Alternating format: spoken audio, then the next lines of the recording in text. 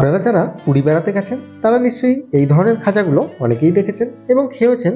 দেখবেন পুরীতে সাধারণত দুই ধরনের খাজা বেশি বিক্রি হয়। একটি হচ্ছে রসালো খাস্তা খাজা, আর একটি হচ্ছে একটু শক্ত মুচমুচে এবং গায়ে কিন্তু চিনি জড়ানো থাকে।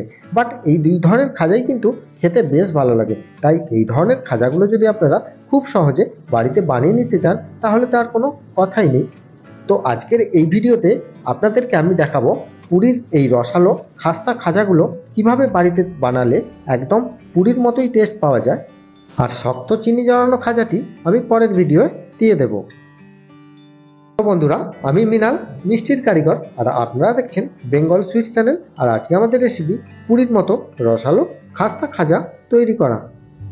সবার প্রথমে খাজা তৈরির জন্য ময়দার ঠিক ডোটি আমি রেডি করে নেব। তাই এখানে দিয়ে দিচ্ছি 250 গ্রামের মতো ময়দা, আর ময়দার মধ্যখানে একটু গ্যাপ করে নিয়ে দিয়ে দিচ্ছি আন্দাজ মতো একটুখানি নুন।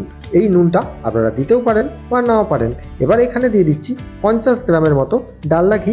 এখানে আপনারা গাওয়া ঘিও ইউজ করতে পারেন। এবারে ময়নটি সঠিক আছে কিনা দেখার জন্য হাতে করে একটু অল্প পরিমাণে নিলে দেখবেন এইরকম ডালা হয়ে যাচ্ছে আর ইজিলি ডালাটা ভাঙে যাচ্ছে। তাহলে কিন্তু আপনারা বুঝবেন যে এখানে ময়নটি একদম সঠিক পরিমাণে আছে। এবারে কুসুম কুসুম গরম জল দিয়ে ময়দার ডোটিকে একটু শক্ত করে মেখে নিতে হবে। আর এখানে বলে রাখি যে আপনারা 1 কেজি ময়দার জন্য 200 গ্রাম ডালডা ময়ন হিসাবে আপনারা এই ময়দাটির মধ্যে দিয়ে রাখবেন। তাহলে কিন্তু একদম পারফেক্টলি খাজাটি তৈরি করা হবে এবং খাস্তাটিও সুন্দরভাবে হবে। এইভাবে আমি একটি পলিথিনের মধ্যে মুড়ে 15 মিনিটের মতো আমি এই ময়দাটিকে রেস্টে রাখছি। আর ময়দাটি যতক্ষণে রেস্ট হচ্ছে ততক্ষণে আমি চিনির রসটি রেডি করে নেব। চিনির রসটি রেডি করে নেওয়ার জন্য এখানে আমি দিয়ে দিয়েছি 600 গ্রামের মতো চিনি, আর এতে দিয়ে দিচ্ছি 300 গ্রামের মতো জল। এবারে রসটিকে একটু মোটা আকারে তৈরি করতে হবে, কারণ যে কোনো ময়দার মিষ্টির ক্ষেত্রেই কিন্তু রসটি মোটা হলে তার খাস্তা ভাবটি কিন্তু ভালো থাকে।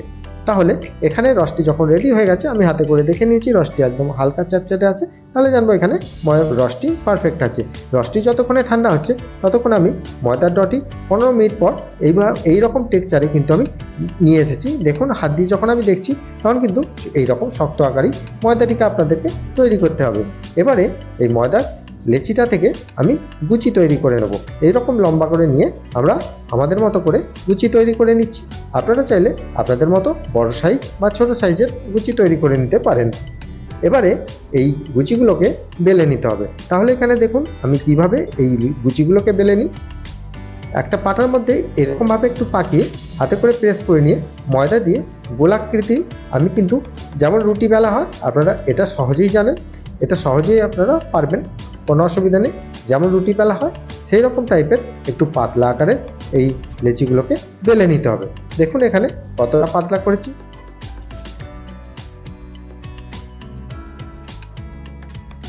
গেলে আমি একটি জায়গায় রেখে দিচ্ছি এবং সমস্ত এই লেচিগুলোকেই আমি এই একই প্রসেসে বেলে নেব। এবারে বেলে নেওয়ার পর এটিকে আমরা খাজার আকারে শেপ তৈরি করব। তাহলে এখানে আমি একটি লেচি নিয়ে নিয়েছি। নিয়ে নেওয়ার পর দেখুন আমি কিভাবে করি। একটা সাইড থেকে কিন্তু আমি একটা ভাগ কিন্তু এখানে আমি এইভাবে নিলাম। তারপরে আবার সাইডটা আমি চেঞ্জ করলাম। চেঞ্জ করার পর আবার এটিকে আমি একটা উল্টে দিলাম, মানে একটা পাটি সাপটার মতো পরপর করে একটা পার্ট তৈরি করে নিচ্ছি। দেখুন এইভাবে আবার আমি উল্টে দিলাম। দেওয়ার পর আবার একটা সাইড কিন্তু আমি এইভাবে মুড়ে দিলাম। আবার এটিকে আমি এই দিকে ঘুরিয়ে দিলাম। দেওয়ার পর আবার এই সাইডটা কিন্তু আমি মুড়ে দিলাম। আবার এইভাবে কিন্তু আমরা ভাঁজটা তৈরি করে নিচ্ছি। দেখুন এই একই প্রসেসে কিন্তু ভাঁজটা তৈরি করে নিতে হবে। এই ভাঁজটি তৈরি করা খুবই ইজিলিভাবে আমি দেখাচ্ছি, যাতে আপনারা সহজেই এটা বাড়িতে তৈরি করতে পারেন, কারণ এই প্রসেসটাই বাড়িতে তৈরি করার জন্য খুব ইজিলি। এছাড়াও অন্য আরও প্রসেস আছে যেটা আমি পরের ভিডিও দেখিয়ে দেব। আপনারা যেটা সহজ হবে সেটাই আপনারা করে নিতে পারেন। এবারে এই ভাঁজগুলো দিয়ে দেওয়ার পর আপনারা সাধারণত 4 থেকে 5টি ভাঁজ হবে। 5টি ভাঁজ দিয়ে দেওয়ার পর এইভাবে একটা সাইড মুড়ে নিয়ে আর একটা সাইডে অল্প একটু জল দিয়ে দেবেন, যাতে টিসটা ভালো হয়। জল দিয়ে এই সমান আকারে এর ওপর দিয়ে এই টিসটাকে দিয়ে দেবেন। দিয়ে একটু হাতে করে প্রেস করে দেবেন, যাতে করে এই খাজাটি তেলে ভাজার সময় খুলে না যায়। দেখুন এখানে সাধারণত 3 থেকে 4 ইঞ্চি বা 4টে আঙুলের মতো একটা আকারের হয়েছে। এবার এটিকে কতটা বেলতে হবে সেটাও আমি দেখিয়ে দিচ্ছি। এভাবে বেলুনে করে নিয়ে একটু হালকাভাবে প্রেস করতে হবে, খুব বেশি জোরে প্রেস করলে হবে না। সাধারণত এটি ছিল 4 আঙুল, হয়ে গেল এখন 3 আঙুল বেশি। তাহলে এখানে 4টে আঙুল আমি করেছিলাম, এখানে 3 আঙুল, মানে এইরকম লম্বা আকারে করলেই কিন্তু খাজাটি পরিষ্কারভাবে বেলা হয়ে যায়। তাহলে এখানে আরেকটি খাজা আমি তৈরি করে বা মুড়ে দেখাচ্ছি। আপনারা চাইলে এটাও আরেকবার ভালো করে দেখে নিন, যাতে আপনাদেরই সুবিধা হবে খাঁচাটি তৈরি করার জন্য। তো বন্ধুরা, এখানে বলে রাখি, আপনারা চাইলে এই খাজাগুলোকে অনেক দিন পর্যন্ত সংরক্ষণ করে রাখতে পারেন। কোনো এয়ারটাইট বয়ামের ভেতর রাখলে কিন্তু এটি অনায়াসে 15 থেকে 20 দিন আরামসে আপনাদের বাড়িতে সংরক্ষণ করে রাখা যায়। এইভাবে আমি সমস্ত খাজাগুলোকে একই প্রসেসে রেডি করে নিয়েছি। এবার এটিকে একটা জায়গার মধ্যে আমি তুলে নেব। তাহলে বন্ধুরা, এই ছোট ছোট ইনফরমেশনগুলোই গজা তৈরির ক্ষেত্রে আপনাদের অবশ্যই কাজে আসবে, আর এই টিপসগুলো অবশ্যই আপনারা ভালো করে মাথায় রাখবেন। এবার এই খাজাগুলোকে আমরা ভেজে নেব। দেখুন, এখানে তেলটি একদম হালকা টেম্পারেচারে রাখতে হবে, আর গ্যাসের ফ্লেমটিকে একদম কমিয়ে রাখতে হবে। এই রকম টেম্পারেচার তেলের মধ্যেই এই সমস্ত খাজাগুলোকে ছেড়ে দিতে হবে। আর যখন দেখবেন এইরকম একটা হালকা হালকা উদ্ভূত আকারের সৃষ্টি হচ্ছে, তাহলে জানবেন এখানে তেলটি একদম পারফেক্টভাবে রেডি আছে। এই তেলের মধ্যেই খাজাগুলো ছাড়তে হয়।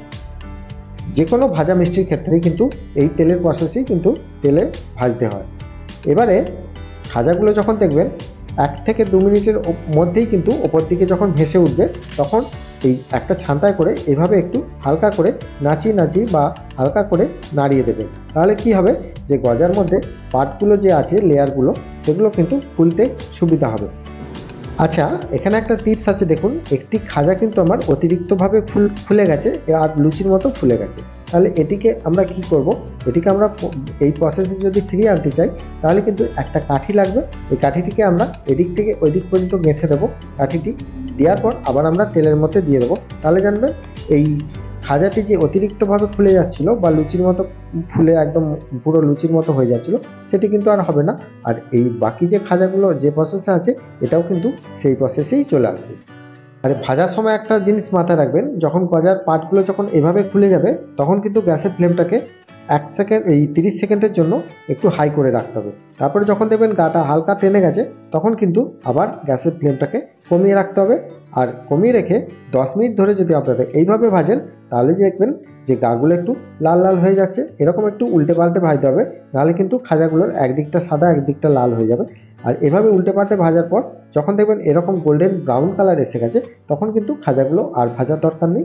আর খাজাগুলো যখন গ্যাস থেকে এই তেল থেকে তুলবেন, তখন অবশ্যই গ্যাসের ফ্লেমটাকে আবার একটু বাড়িয়ে রাখবেন, নাহলে অতিরিক্ত তেল কিন্তু খাজার ভেতর ঢুকে যাবে আর খেতে কিন্তু একটু বাজে লাগবে। তাই এখানে এই খাজাগুলোকে আমি সম্পূর্ণ একটা জায়গার মধ্যে নিয়ে অতিরিক্ত তেলটাকে আমি ঝরিয়ে নিয়েছি। আর এই ভাজা খাজাগুলোকে আমরা কিছুক্ষণের জন্য ঠান্ডা করে নেব। গরম অবস্থা আমরা রসের মধ্যে দেব না। এবারে ঠান্ডা হয়ে গেলে রসটির মতো আমি এই গজাগুলোকে ফেলে দেব। আর রসটি যেন খুব ঠান্ডা না হয়ে যায়, মিডিয়াম যেন একটু গরম থাকে। এভাবে খাজাগুলো এই রসের মধ্যে দিয়ে দেওয়ার পর এবারে একদিকটা আমি ভিজিয়ে দিয়েছি, আমি একটু ঠান্ডা করে টিপে তারপরে কিন্তু আবার একবার উল্টে দিলাম। 2 মিনিট পর উল্টে দিলাম, তাহলে দুদিকটাই কিন্তু আমার খাজার ভেতর রসটা সম্পূর্ণভাবে ঢুকবে। আর যখন দেখবেন এই রকম হাতে করে প্রেস করলে যে এইরকমভাবে ভেতর থেকে একটু রস বেরিয়ে আসছে, তাহলে জানবেন এখানে খাজার মধ্যে পারফেক্টলি রসটা ঢুকে গেছে। এবারে খাজার মধ্যে পারফেক্টলি রসটা ঢুকে যাওয়ার পর এই খাজাগুলোকে আমরা রস থেকে ছেঁকে তুলে নেব। নেওয়ার পর আমরা একটা জায়গার মধ্যে রেখে অতিরিক্ত রসটাকে আমরা ঝরিয়ে নেব। দেখুন, এখানে খাজাটি আমার পারফেক্টলিভাবে তৈরি হয়ে গেছে। এবার এটিকে আমি একটা জায়গার মধ্যে সাজিয়ে নিয়েছি। নেওয়ার পর কিছু ডেকোরেশন আপনারা করে নিতে পারেন। দেখুন, এখানে একটি খাজা আমি ভেঙে দেখাচ্ছি। কতটা খাস্তা হয়েছে আপনারা নিশ্চয়ই বুঝতেই পারছেন, যে এখানে কতগুলো কি সুন্দরভাবে লেয়ার তৈরি হয়েছে। যে হাত দিয়ে যদি আমি একটু হালকা প্রেস করছি, তাহলে কিন্তু ইজিলি এই খাজাটা সুন্দরভাবে ভেঙে যাচ্ছে। তাহলে আপনারা এখানে বুঝতেই পারছেন যে এই খাজাটি কতটাই খাস্তা এবং কতটি মুচমুচে। তাহলে এইরকম খাজা যদি আপনারা বাড়িতে করতে চান, তাহলে এই ভিডিওটা অবশ্যই দেখবেন। আর আপনারা যদি কোনো অসুবিধা মনে হয়, তাহলে আমাকে মেসেঞ্জারে কল করতে পারেন, বা আমার ফেসবুক আইডি সোনাই মোদক মৃণাল, এই ফেসবুক আইডিতে আপনারা যোগাযোগ করতে পারেন। তাহলে বন্ধুরা, আজকের রেসিপিটা আপনাদের কেমন লাগলো সেটা আমাকে অবশ্যই কমেন্ট করে জানাবেন। পারলে একটা লাইক করে দেবেন, আর একটা শেয়ার অবশ্যই করবেন। আর চ্যানেলে যারা নতুন দেখছেন, তারা অবশ্যই একটা সাবস্ক্রাইব করে পাশের বেল আইকনটা ক্লিক করে দিয়ে যাবেন। দেখা হবে আবার নেক্সট কোনো মিষ্টির ভিডিও নিয়ে। ভালো থাকবেন, সুস্থ থাকবেন। নমস্কার।